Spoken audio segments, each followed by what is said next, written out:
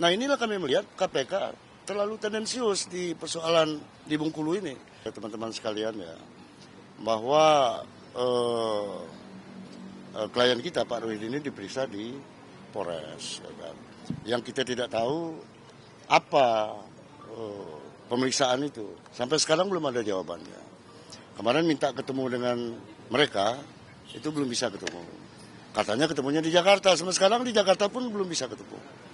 Artinya prosesnya seperti apa, pasal yang dituduhkan seperti apa. Nah tentunya keluarganya harus tahu. Itu satu. Kemudian yang kedua, bahwa sekarang ini kan masih dalam soal pilkada. Pak Rohidin ini adalah paslon nomor 2.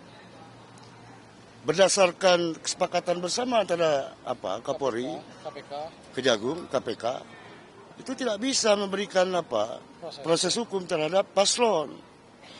Nah buktinya sekarang ini pada saat injury time, masa tenang, paslon diperiksa, kemudian nggak balik lagi. Kalau pemeriksaan nggak ada masalah. Cuma soalnya setelah diperiksa, ya kembalikan dong. Bukan soalnya dibawa ke Jakarta. Nah inilah kami melihat KPK terlalu tendensius di persoalan di Bengkulu ini. Karena sampai saat ini, ya kan, prosesnya berjalan, pilkada tanggal 27 kita akan mencoblos, paslonnya ada di sini. Di mana letak keadilannya itu? Kesepakatan sudah ada. Ada apa dengan KPK ini? Makanya kita melihat sekarang ini lebih besar kepentingan politiknya daripada persoalan hukumnya. Itu kira-kira ininya.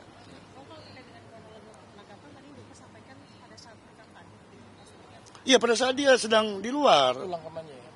Pada saat dia sedang melakukan keadaan kampanye di daerah.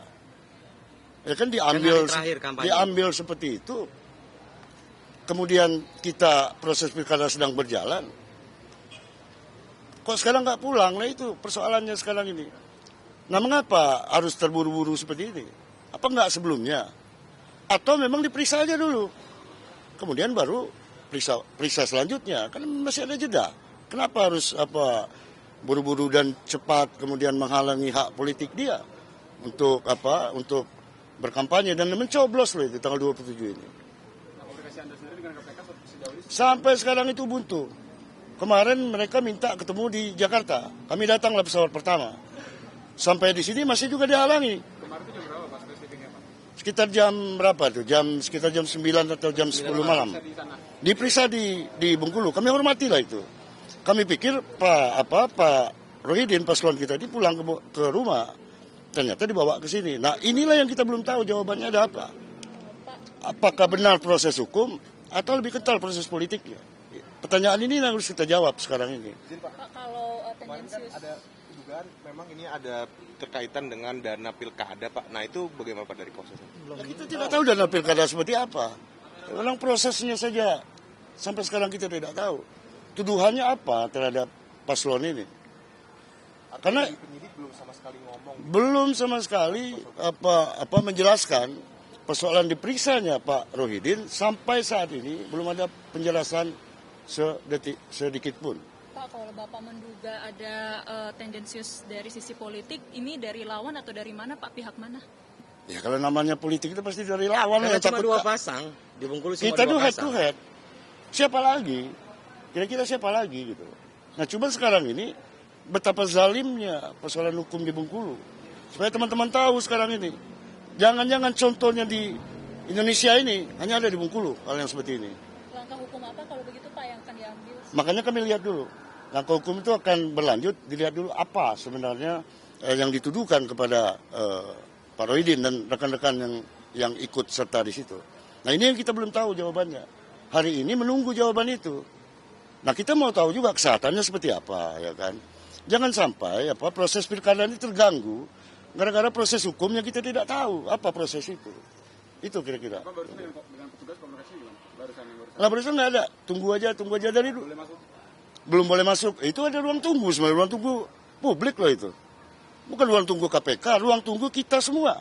Pada saat kita mau mendampingi, ya kan, orang yang ada persoalan di sini, itulah gunanya dibuat oleh negara di situ.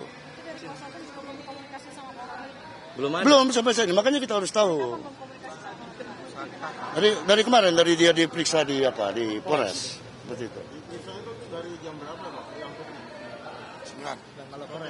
Malam lah, habisan kita jam 7, jam 8. Jam 9 ya.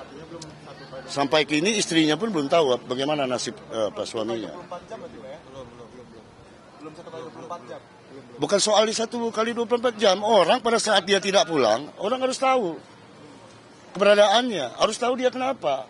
Nggak ada urusan dengan 1 kali 24 jam itu. Yang penting sekarang ini, bagaimana keadaannya, dia dituduh seperti apa. Harus ada penjelasan itu secara publik. Hukum ini harus transparan, tidak bisa tertutup. Seperti itu. Tapi Bang, kalau mengingat track record dari Pak Rocky itu sendiri kan pernah waktu itu dipanggil sama Bawaslu kaitannya juga money politik. Lah bukan hanya Rohidin, pihak Helmi Hasan juga dipanggil Bawaslu. Bahkan mereka yang nggak hadir. Rohidin sangat kooperatif dan kemudian memenuhi panggilan itu. Subsidi kalau lawan. Dan itu dihentikan memang kedua belah pihak. Dan itu persoalan masif.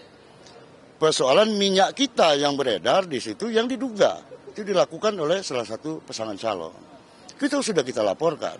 Kok malah yang ini yang malah di tracking. Nah ini yang menjadi pertanyaan kita. Pak ngobrol dulu Pak, sini Pak. Ayo Pak.